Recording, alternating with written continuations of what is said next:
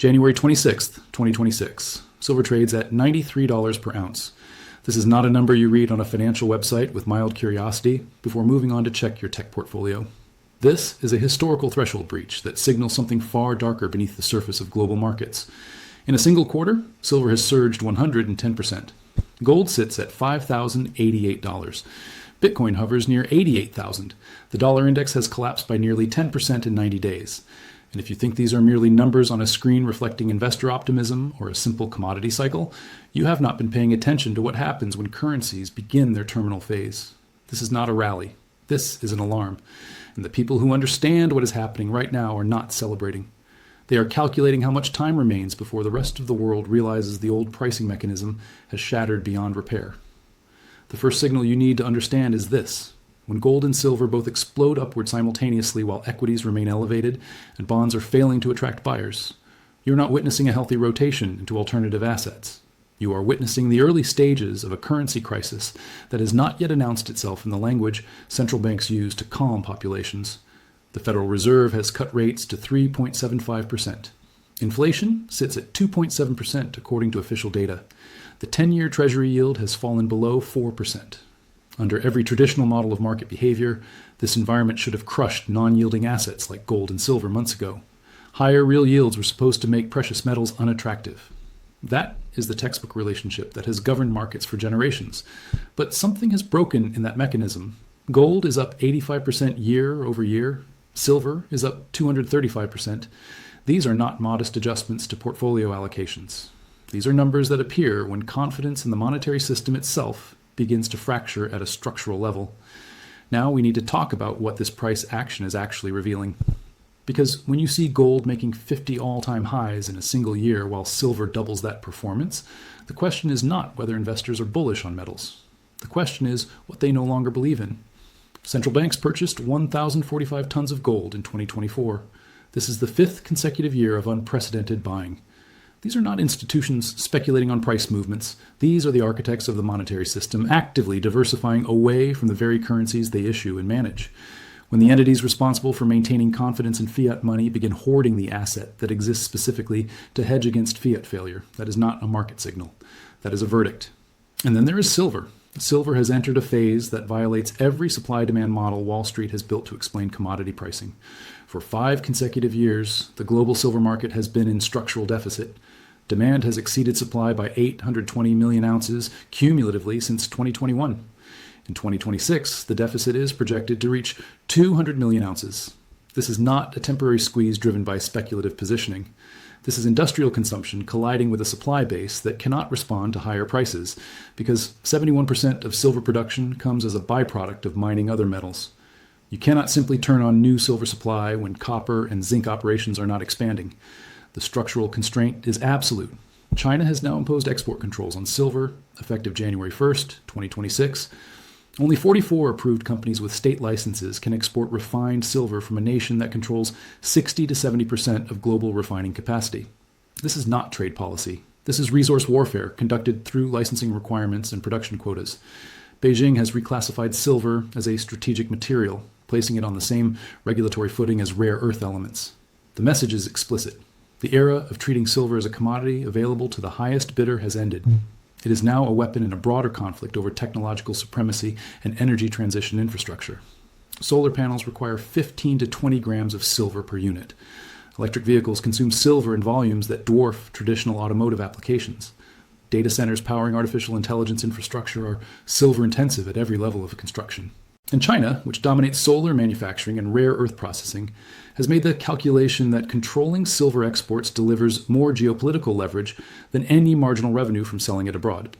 This brings us to the most dangerous signal embedded in current market structure, the divergence between paper and physical silver pricing. In early January, the COMEX March contract settled at $72 per ounce. On the same day, physical 1-ounce coins in Dubai were trading at $100. This is not a small premium reflecting regional supply frictions. This is a $28 gap that reveals the paper market is no longer discovering the true price of physical metal. The ratio of paper, silver contracts to physical ounces backing those contracts now stands at 356 to 1. Every physical ounce of silver held in exchange vaults supports 356 paper claims to that same metal. When that ratio approaches levels this extreme, it means the financial system is operating on the assumption that delivery will never be demanded at scale. But what happens when it is? Silver lease rates have spiked above 8% on 1-month terms. In a normal commodity market, lease rates hover near zero because supply is abundant and storage costs are minimal. When lease rates explode to 8%, it means entities with physical metal are unwilling to lend it at any price below that threshold because they understand it may not come back. Inventories at the London Metal Exchange and COMEX have been drained by massive physical movements. Tens of millions of ounces were airlifted from London to New York in early 2025 amid tariff fears. Silver is heavy. Shipping it by air across an ocean is economically irrational unless the arbitrage gap between regional markets is so wide that even air freight costs are worth paying. That happened.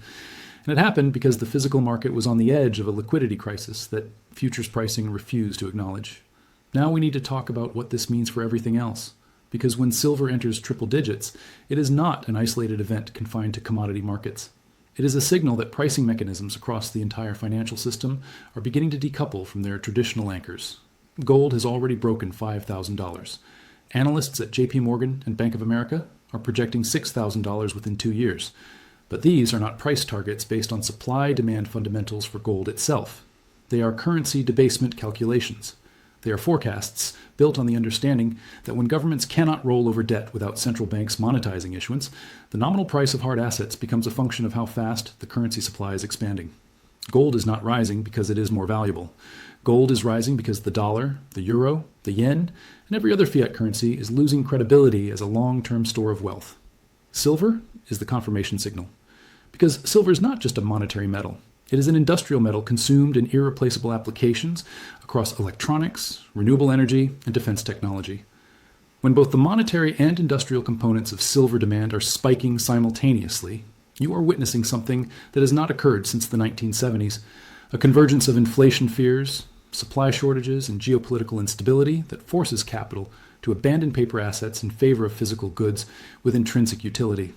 The gold to silver ratio has compressed from over 100 to 1 in early 2025 to 57 to 1 as of January.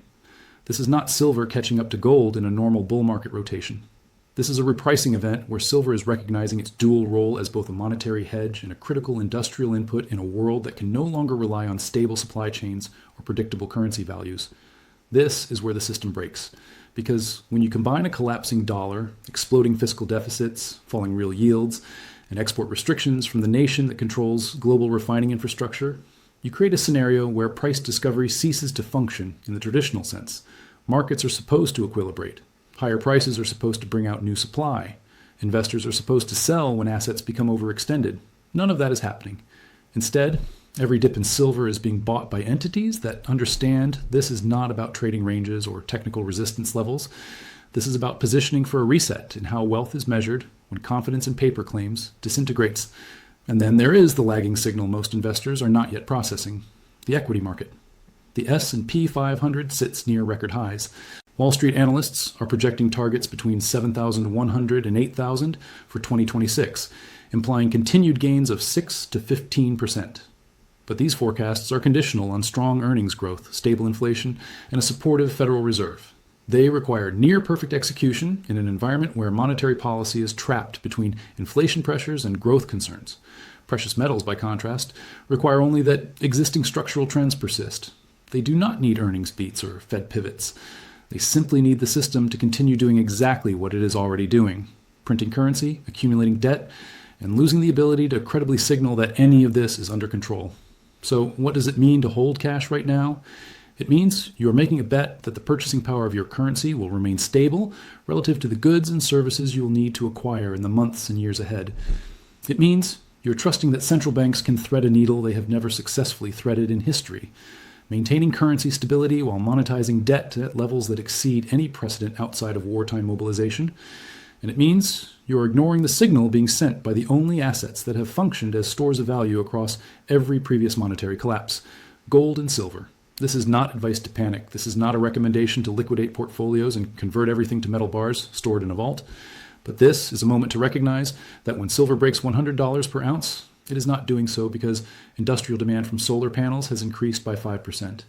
It is doing so because the financial architecture underpinning global trade and investment is undergoing a transition that most people will not recognize until it is already complete. The paper markets are still pretending this is a normal commodity cycle. The physical markets are screaming that the rules have changed. And the gap between those two realities is where fortunes are either protected or destroyed. Triple-digit silver is here. Gold at 5,000 is here. The dollar index has fallen below 99. Central banks are buying gold at record rates. China has weaponized silver exports. Lease rates are signaling physical scarcity.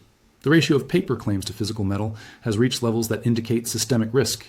And every traditional valuation model that was supposed to prevent these outcomes has proven irrelevant in an environment where monetary credibility is evaporating faster than markets can reprice. This is the regime change. This is the moment when doing nothing becomes a decision with consequences as severe as any active choice. Because when the pricing mechanism itself breaks down, there is no neutral position. There's only the question of which assets you believe will hold value when the system on the other side of this transition emerges. And if history offers any lesson, it is that the assets which survive currency collapse are not the ones denominated in that currency. They are the ones that exist independent of any government's promise to honor its obligations. Silver at $104 is not the end of this move. It is the beginning of a repricing that will force every portfolio manager, every institutional allocator, and every individual saver to confront a reality they have spent decades assuming would never arrive. The currency system is not permanent, and the transition to whatever comes next has already begun. The alarm is sounding. The question is whether you hear it.